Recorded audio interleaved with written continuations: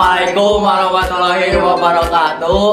Perkenalkan, nama saya Ikram Muhammad Raihan. Perkenalkan, nama saya Alif Sapoca Gusina. Kami di sini berdua akan mempresentasikan generasi atau masa ke masa komputer dan dampak informatika serta karir di informatika.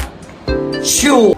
Perkembangan komputer dimulai pada abad ke-19 dengan konsep mesin hitung mekanis oleh Charles Babbage. Kemudian komputer berevolusi melalui beberapa generasi, ditandai dengan perubahan teknologi dari tabung vakum, transistor, sirkuit terpadu, hingga mikroprosesor yang mengarah pada komputer pribadi dan era digital saat ini. 1. Era sebelum 1940 pra-komputer. Mesin hitung mekanis. Konsep awal komputer muncul dengan ide Charles Babbage tentang difference engine dan analytical engine yang menggunakan tenaga uap dan dirancang untuk melakukan penghitungan matematis. Peralatan mekanik pada masa ini, alat hitung masa berupa peralatan mekanik yang digerakkan secara manual, secara abacus dan kalkulator mekanik. Selanjutnya, generasi pertama tahun 1940 sampai 1956, komputer elektronik. Komputer generasi pertama menggunakan tabung vacuum untuk pemrosesan dan sirkuit, serta silinder magnetik untuk penyimpanan data. Contoh, ENIAC yaitu Electronic Numerical Interpreter and Computer adalah salah satu contoh komputer generasi pertama yang digunakan untuk perhitungan militer dan ilmiah. Selanjutnya itu ada generasi kedua yaitu tahun 1956 sampai 1963. Transistor. Transistor menggantikan tabung vakum, membuat komputer lebih kecil, lebih cepat, dan lebih hemat energi. Penyimpanan magnetik. Munculnya penyimpanan magnetik yaitu magnetic core memory dan bahasa pemrograman tingkat tinggi seperti Fortran and COBOL. Contoh yaitu UNIVAC 1 adalah komputer komersial pertama yang menggunakan teknologi transistor. Lalu generasi yang ketiga tahun 1964 sampai 1970. Sirkuit terpadu atau integrated circuit atau IC. Teknologi IC memungkinkan penempatan banyak transistor dalam satu chip kecil, meningkatkan kecepatan dan efisiensi. Komputer mini. Komputer mini mulai populer menjadi lebih terjangkau dan mudah diakses untuk berbagai keperluan.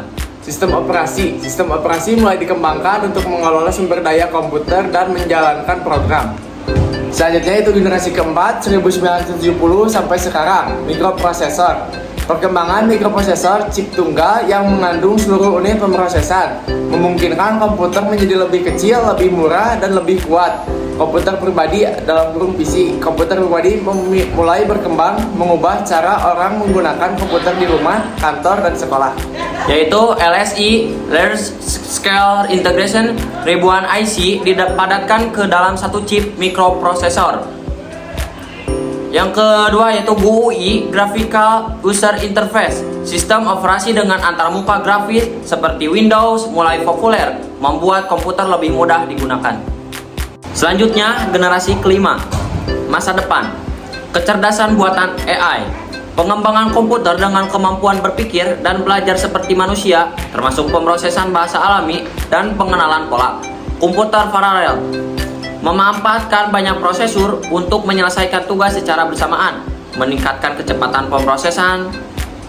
Teknologi nirkabel. Peningkatan konektivitas dan mobilitas melalui jaringan nirkabel, Wi-Fi, 5G, dan lain-lain. Komputasi awan. Penggunaan sumber daya komputasi dan penyimpanan data melalui internet. Selanjutnya yaitu dampak informatika.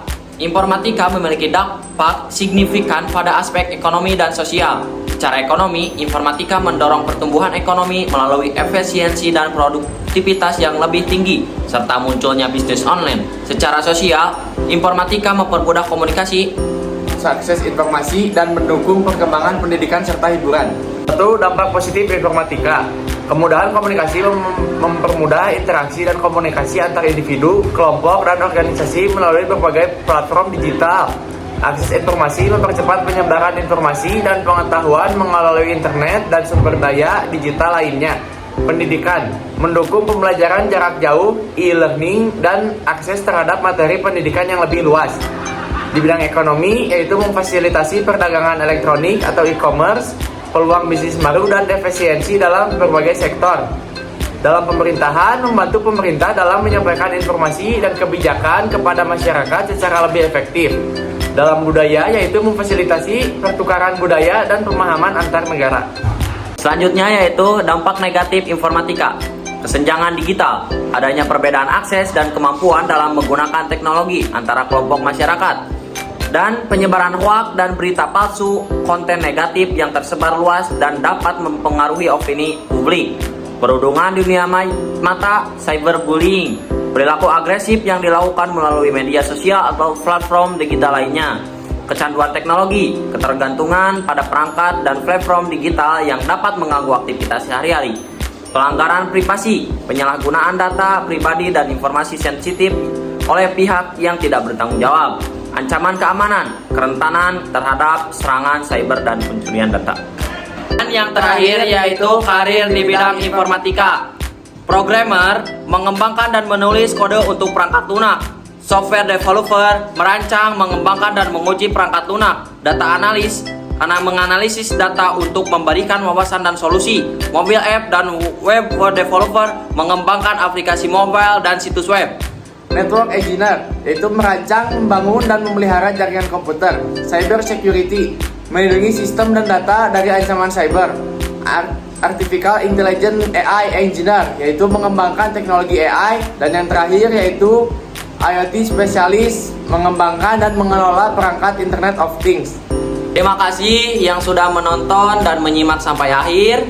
Mohon maaf apabila ada kekurangan. Saya Alipsa. Saya Ikram. Mohon maaf sekali lagi ya.